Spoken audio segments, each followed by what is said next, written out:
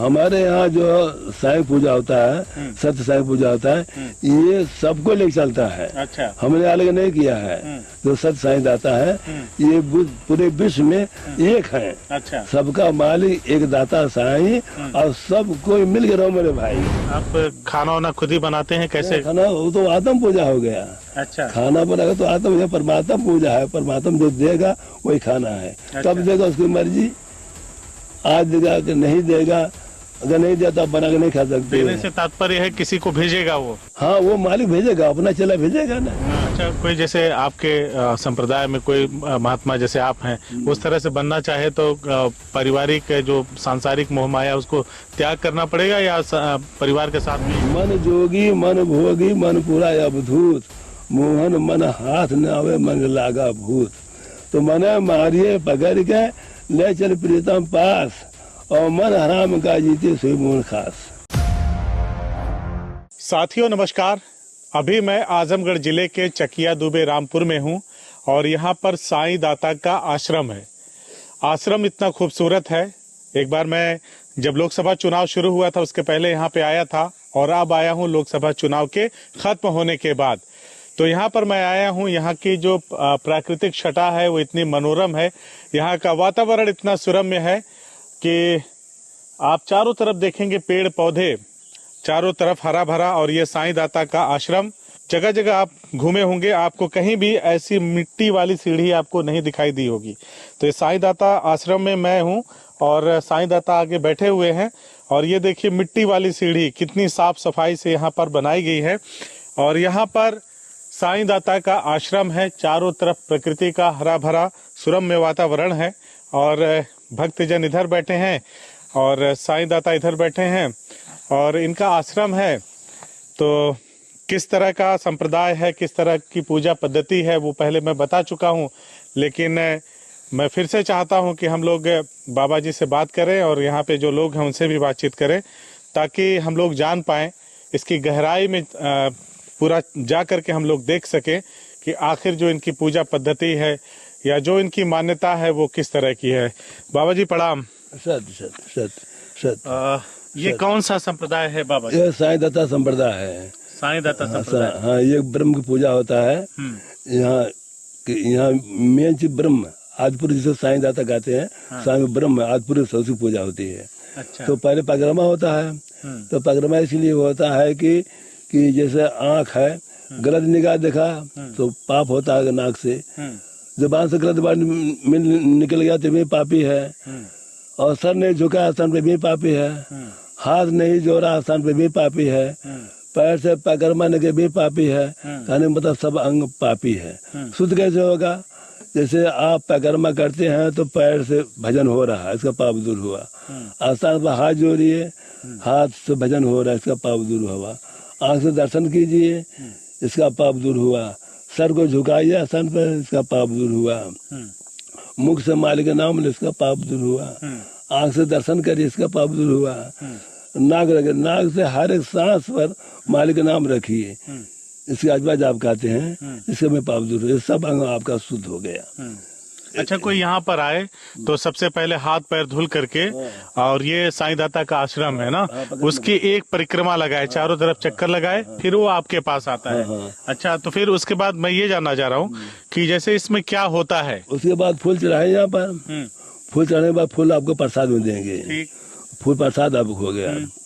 इसके बाद बैठिए और भजन सुनिए आप लोग, और वो कोई संशय है समाधान का उसको संशय। जैसे मान लीजिए मुसलमानों का धर्म है इस्लाम, अल्लाह की वहाँ पे आराधना लोग करते हैं, नमाज पढ़ते हैं, है ना, और कहते हैं कि अल्लाह के सिवा दूसरा कोई पूजा करने के लिए या इबादत करने के योग्य नहीं है। और हिंदू धर्म में है वो लोग भगवान की पूजा करते हैं। तो इसमें क्या होता है? हमारे यहाँ जो साईं पूजा होता है, सत्य साईं पूजा होता है, ये सबको लेके चलता है। अच्छा। हमने अलग नहीं किया है। जो सत्य साईं दाता है, ये पूरे विश्व में एक है। अच्छा। सबका मालिक एक दाता साईं, और सब कोई मिल के रहो मेरे भाई। सबका मालिक एक दाता साईं, और सब कोई मिल के रहो मेरे भाई। सब मिल के रहना चाहिए। सबका मालिक एक है। लेकिन सब मिल के कहाँ रह रहे हैं? इतना मारकाट मचा चाहिए तो चाहिए। तो जब हमारे जो गुरु महाराज जी हैं, उन्होंने पूजा किया है, परिश्रम किया है, सबको मिला के चलिए, कोई झगड़ा नहीं भाई, चलना चाहिए। तो जो नियम लिखा गया है तो चलना चाहिए, चलोगे तो आपको फल मिलेगा। अच्छा, हाँ, मिल के चलना चाहिए। तो कोई स्वरूप है साईं दाता का जिसको हम लोग, मालिक जो रूप है वो तो अलग में है। अच्छा, परंतु हम मुर्शिद जैसे हमारे गुरु जी है, सदगुरु है, उनका रूप देखिए, उनका ध्यान लगाइए। अच्छा, पहले सदगुरु का ध्यान लगाइए, अच्छा, मन कंट्रोल हो जाएगा, उसके बाद नाम जाप करिए आप। अच्छा, हाँ, ये नियम, पहले मन कंट्रोल करना है। जैसे हमारा मन कहीं इलाहाबाद है, लखनऊ है, बनारस में दौड़ रहा है, तो पहले गुरु का ध्यान लगाइए। जब गुरु का ध्यान लगाइएगा तो मन कंट्रोल हो जाएगा। अच्छा, तो उसके बाद नाम जाप करिए। इसके अजवा जाप कहते हैं, उर्दू में कहते हैं, पढ़ा दो कलमा बिना कलाम। अच्छा, तो ये जबान नहीं चलेगी आपकी। अब जितने सांस चल रहे, सांस पर नाम रखते चले जाइए, और नाम जो अंदर जाएगा तो इसके अंदर दहाड़ेगा, इसके अंदर जैसे काम, क्रोध, लोभ, अहंकार, भूत, प्यास, नारी, जितने निजात सब शांत हो जाएंगे आपको। वही सतलोक आपको हो गया। नाम में इतनी शक्ति है, इतना पावर है कि सब इंद्रियों को ठंडा कर देगा। इसके अंदर में जैसे काम है, क्रोध है, लोभ है, अहंकार है, जितने इसमें अंदर है खड़ विकार सब है, वो सब शांत हो जाएंगे। नाम में बहुत कोई नमाज नहीं पढ़ना है, कोई मूर्ति पूजा नहीं करनी है। जो आपका साईं दाता का संप्रदाय है वो एक गुरु बनाना है किसी को, और उसके माध्यम से उसकी प्राप्ति करनी है। यही तो है। ये अच्छा, यही है। तो इसमें जैसे आप हैं, इसमें जो भी पूजा पद्धति होती है वो आप करवाते हैं। तो अच्छा, करते भी हैं। तो ये कितने लोग होंगे ऐसे देश भर में? हमारे देश में तो भाई अनगिनती न, कहाँ तक गिनती बताएं। अच्छा, हाँ, इसकी गिनती हर साल बढ़ती रहती है। अच्छा, हाँ, उसकी गिनती में अनगिनत है भाई। अच्छा, हाँ, हर साल बढ़ते रहते हैं, आप अकेले रहते हैं इतने बड़े आश्रम पर? नहीं, ऐसे लोग आ जा करते हैं, आ रहे हैं, जा रहे हैं, लगा रहता है। अच्छा, कोई आ रहा है, कोई जा रहा है। तो शाम को तो आप अकेले रहते हो? नहीं, आते हैं, सब आते हैं, शाम को भजन पढ़ते हैं। अच्छा, हाँ, शाम का भजन पढ़ेंगे, पढ़ने के बाद तो घर जाते हैं लोग। अच्छा, रोज डेली शाम को आते हैं। तो रात में तो चले जाते होंगे ना? रात में तो अकेले ही रहते हो? हाँ, अकेले रहेंगे, अकेले रहेंगे। अच्छा, तो ये पूरा चारों तरफ से जंगल है, भय नहीं लगता आपको? नहीं, भय नहीं लगेगा। अरे जहाँ मालिक दिया हुआ भय क्या, भय नहीं।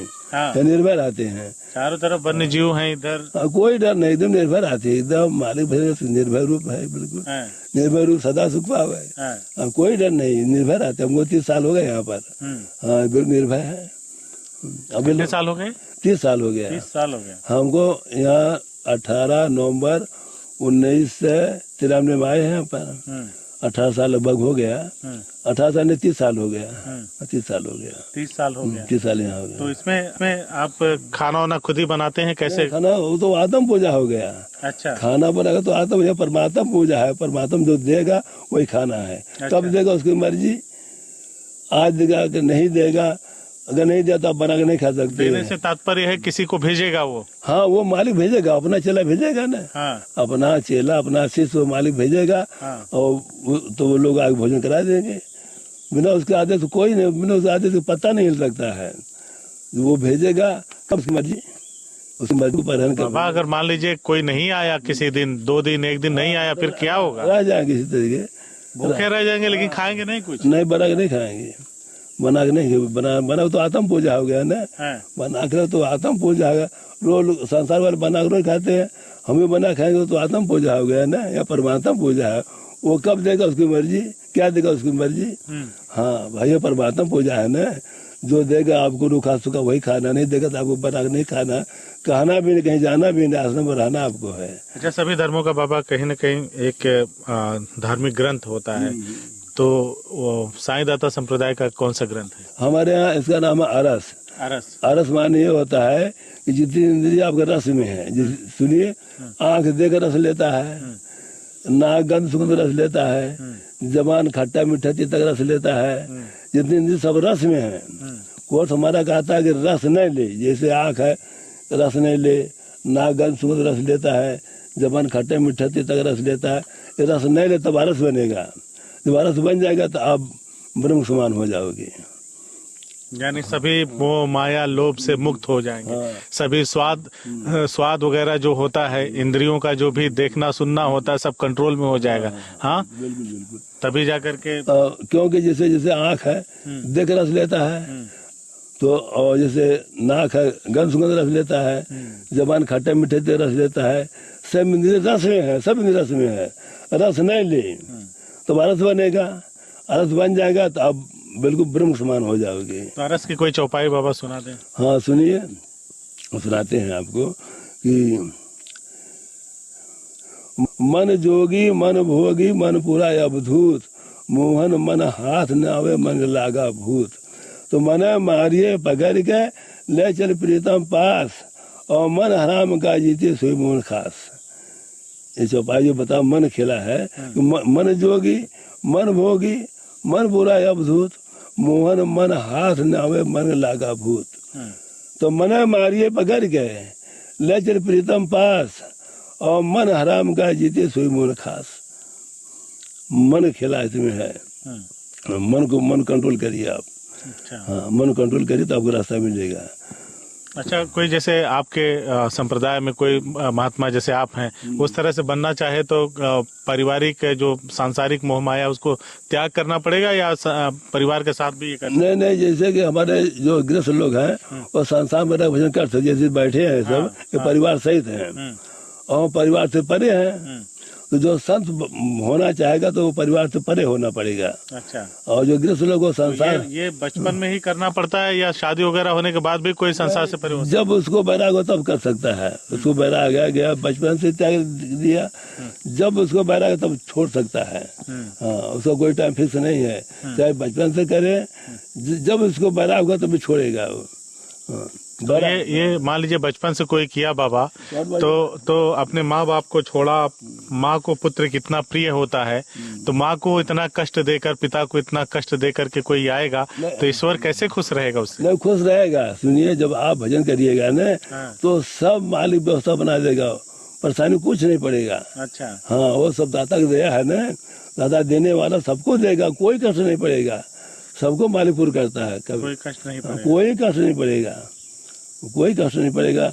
आप भजन करिए, सारा काम सब सिद्ध हो जाएगा आपका। भजन में बहुत शक्ति है, भजन में बहुत शक्ति हाँ है। बहुत शक्ति है, भजन में बहुत शक्ति है। बाबा एकदम सादगीपूर्ण जीवन बिताते हैं। और यहाँ मैं आपको दिखा दूं, ये घड़े में पानी अपने हाथ से लेते हैं या कोई रख के जाता है? पानी रख दे पी लेंगे पानी। अच्छा, हाँ। अपने हाथ से भी नहीं लेते हैं? नहीं, जैसे पानी रख दे हमारे घड़े में, अच्छा। बस पानी पी लेंगे, मशीन नहीं चलाएंगे। अच्छा, मशीन से आप पानी भी नहीं लेते। कोई भक्त आएगा, इनका ये मानना है कि मैं अगर ईश्वर की साधना में, जिसका कोई स्वरूप नहीं है ना, उसका कोई आकार विकार नहीं हो, वो निर्विकार है ना, उसकी कोई आकृति नहीं है, इनका ये मानना है कि जब मैं उसकी आराधना करता हूं तो वो मेरे लिए भोजन की व्यवस्था करता है, मुझे उसकी कोई चिंता नहीं करना है। वो मेरे लिए पानी की व्यवस्था करता है, वो मेरे लिए जो भी जरूरी चीजें हैं उसकी व्यवस्था करता है, और मुझे इन सब चिंताओं से परे होकर के सिर्फ भजन करना है और अरस पढ़ना है, अरस की वंदना करनी है, जो उसमें चौपाइयाँ जो दोहे लिखे हैं उसकी वंदना करनी है, पढ़ना है, लोगों को सुनाना है। यहाँ पे देखिए ये भक्त सारे लोग बैठे हैं, एक बार भक्तों को दिखा दीजिए। और मैं दिखा दूं आपको कि यहाँ पे बाबा की दो या तीन इसी तरह से आश्रम बने हैं। और ये जब मैं पिछली बार आया था तभी मैंने आपको दिखाया था। यहाँ पे अगर कोई बाहरी व्यक्ति आता है तो उसके ठहरने के लिए, उसके सर सामान के रखने की व्यवस्था की गई है। और अंदर से ही मैं एक बार फिर से दिखा देता हूँ आपको कि यहाँ पे देखिए आप कोई भी सामान वगैरह रख सकते हैं। पटनी जिसको बोलते हैं, इस तरह से बनाया गया है, लेकिन सब प्राकृतिक रूप से बना है, लकड़ी का बना है। और इसमें देखिए किस तरह से यहाँ का टेम्परेचर तो मैं क्या ही कहूँ, गर्मी का हालांकि मौसम है लेकिन बहुत कूल रहता है। और ये साईं दाता आश्रम है, इसी में बाबा जी रहते हैं अंदर। और यहाँ से जो भी आता है सीढ़ियों से चल के आएगा, एक फूल एक पत्ती लेकर के, तो उसे एक पूरी परिक्रमा करनी पड़ती है। चारों तरफ से परिक्रमा करते हुए घूमते हुए आएंगे। और मैं चाहूंगा हमारे कैमरामैन चारों तरफ दिखाते भी रहें कि ये देखिए कितना मनोरम दृश्य है, एकदम पूरी तरह से जंगलों के बीच में बसा हुआ ये अनोखा आश्रम है, साईं दाता आश्रम। तो ऐसे ही परिक्रमा करते हैं लोग जो भी यहाँ पे आते हैं। तमसा नदी के किनारे चकिया दुबे रामपुर, आपको यहाँ पे देखिए मोर वगैरह भी दिखाई दे जाएंगे, देखिए मयूर यहाँ पे हैं। और ये देखिए पानी निकालने की क्या व्यवस्था है कि अगर चारों तरफ से जैसे बारिश के दिनों में पानी इकट्ठा हो जाए तो यहाँ पे हल्का सा ढलान दे करके बनाया गया है ताकि यहाँ से पानी निकल करके नीचे जा सके। तो यहाँ की भी अच्छी व्यवस्था की गई है। तो ये है साईं दाता आश्रम। और यहाँ पे देखिए भंडारा, अगर कोई भंडारा होता है, या इसको मोटे तौर पे हम रसोई घर कह सकते हैं। यहाँ पर प्रसाद बनता है और उसके बाद लोग इसको ग्रहण करते हैं साईं दाता के आश्रम में, और वाकई बड़ी शांति है। और ये देखिए किसी की समाधि है। तो ये सारी चीज़ें हैं साईं दाता के आश्रम में। मैं तो कहूँगा कि इस भागम भाग वाली ज़िंदगी में आप भी अगर सुकून चाहते हैं, प्रकृति के बीच में आना चाहते हैं, तो एक बार यहाँ पे ज़रूर आएँ। और साईं दाता आश्रम में आने के बाद यहाँ पे बाबा जी जो भी प्रवचन कहते हैं उसको सुने। और वो कहते हैं कि संसार में, पूरे संसार के लोगों से उनका एक ही कहना है कि सारे लोग मिलकर रहो, आपस में कोई विद्वेष ना हो, कोई द्वेष ना हो, कोई इस तरह की दुर्भावना ना हो इंसान को इंसान के प्रति। सिर्फ ईश्वर का गुणगान करो, वो एक ही है, अनेक नहीं है, उसका कोई स्वरूप नहीं है। उसकी पूजा करो, उसकी आराधना करो, और उसको करने के लिए तुम्हें एक सद्गुरु की ज़रूरत पड़ेगी। और जिस दिन वो सद्गुरु मिल गया, तुम्हारा जीवन धन्य हो जाएगा। बहरहाल ये आश्रम है आजमगढ़ जिले में, चकिया दुबे रामपुर, और तैबरपुर से थोड़ा सा करीब है ये जगह। तो हम लोग यहाँ पे आए हैं, बाबा जी से हमने बातचीत किया है। आपको कैसी लगी हमारी बातचीत, कमेंट करके ज़रूर बताइएगा। धन्यवाद।